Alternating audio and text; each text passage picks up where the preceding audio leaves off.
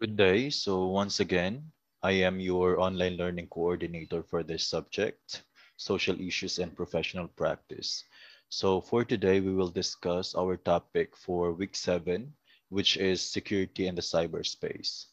So these are the learning outcomes for this.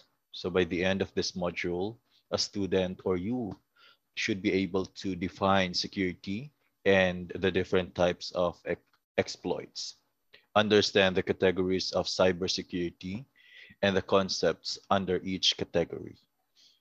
And lastly, determine the possible risk involving breaches in each cybersecurity category. So these are the topics that we have to uncover. First, categories of cybersecurity, data security, physical security, including physical access controls, anonymous servers, information security controls. Last two are system security and network security. So these are the three categories of cybersecurity, such as unauthorized access to data, attacks on system resources, and attacks on computer networks. Now, it's very important for us to be familiar with these three main categories of cybersecurity in order for us to understand as to how will we be able to secure these data. And for this one as well, let's go ahead and define data security. So data security is concerned with the vulnerabilities pertaining to unauthorized access to data.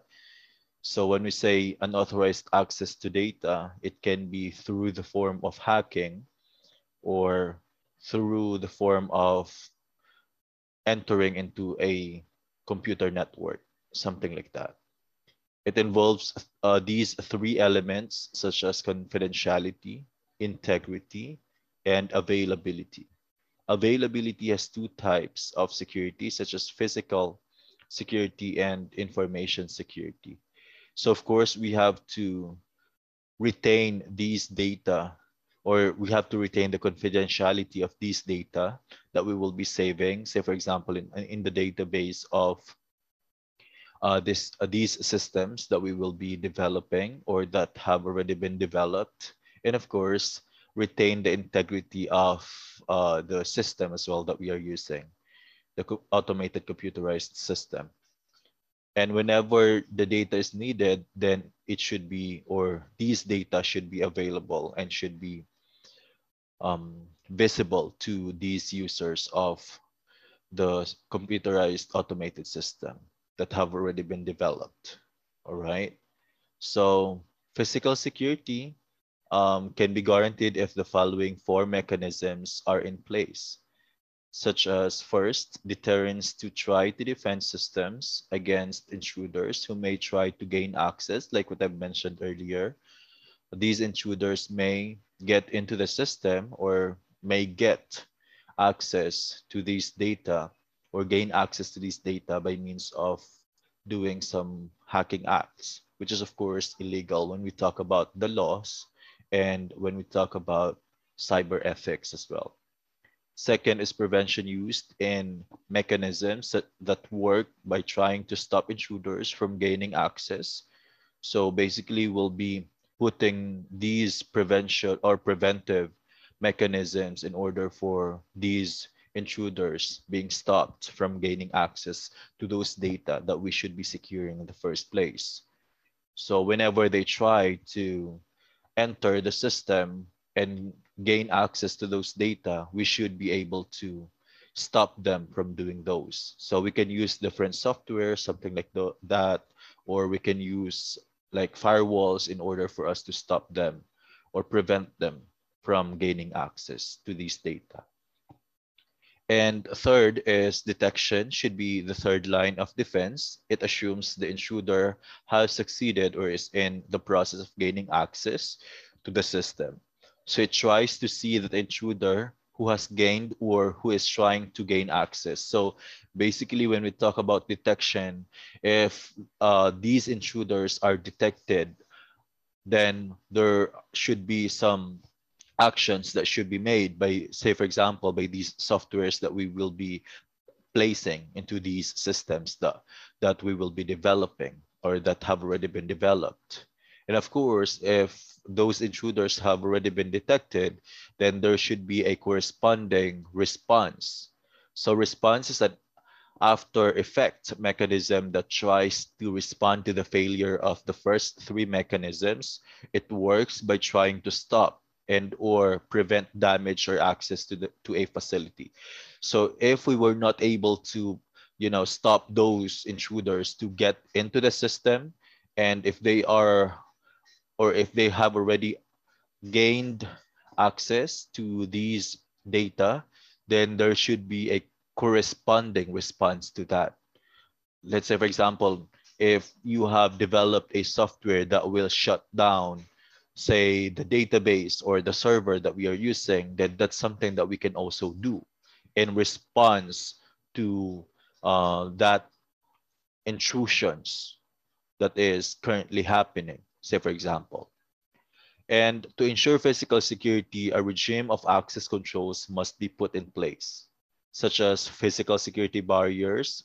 When we talk about barriers, we are talking about, say, for example, CCTV or closed circuit television.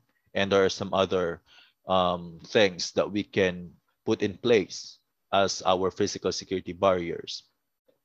Electronic access controls, such as, of course, like what I mentioned, firewalls, passwords, etc. Or, say, for example, softwares that we can use in order for us to protect these data.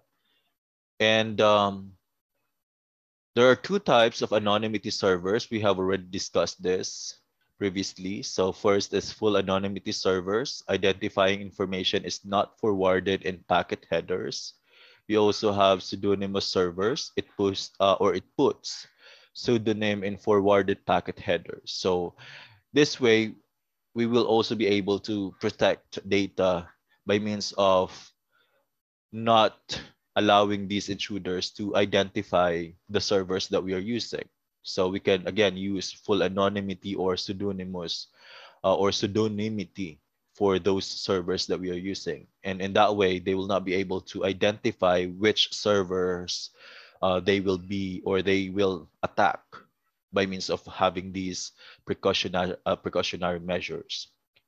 And we also have cryptography. This is the science of writing and reading coded messages, forms the basis for all secure transmissions. We have encryption, which is a method that protects the communications channel from sniffers. The encryption algorithm can either be symmetric encryption, it can also be asymmetric encryption. Now let's define those. When we talk about symmetric encryption, it uses a common key and the same cryptographic algorithm to scramble and unscramble the message. So that's the definition for symmetric encryption. Asymmetric, on the other hand, both the sender and the receiver each have a pair of these keys, one public and one private.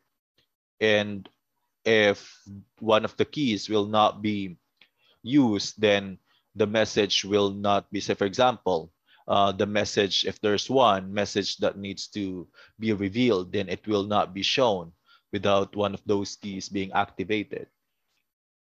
And we also have authentication. It is a process whereby the system gathers and builds up information about the user to assure that the user is genuine. Authentication protocols based on cryptography used to create an encrypted message digest that is appended to a document as a digital signature.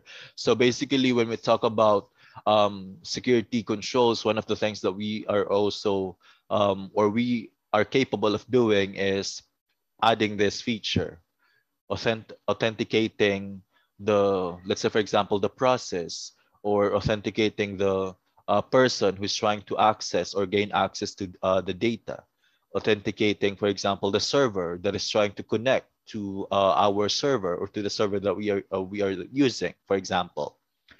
We also have, let's try to define digital signature. It is a secure digital signature system consists of two parts, such as a method of signing a document.